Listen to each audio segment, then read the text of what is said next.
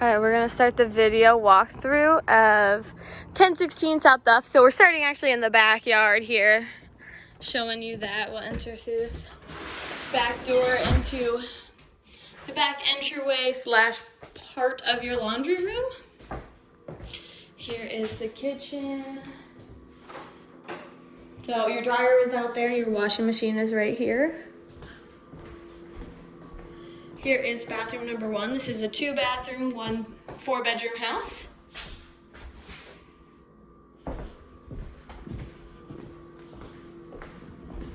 The basement's nothing special.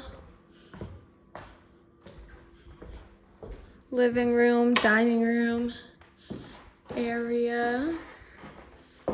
Cool built-in section right there.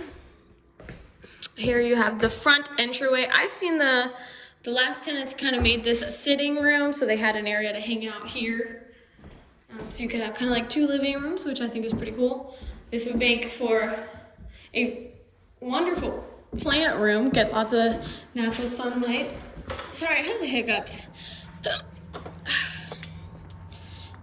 So here is the neighborhood a little bit. Alright, we'll head back in. Sorry, I feel like I'm gonna sneeze now too.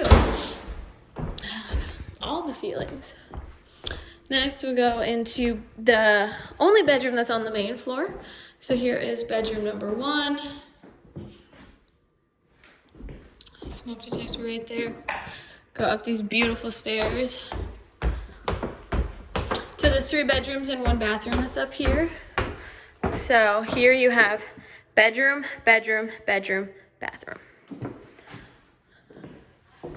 They do have these kind of sloped ceilings a little bit. Each bedroom has that on 1 corner. The bedrooms are large, so that typically wouldn't be too much of an issue. I've seen a lot of people put their beds kind of right in that section. Here's like the little closet area. And then the last bedroom.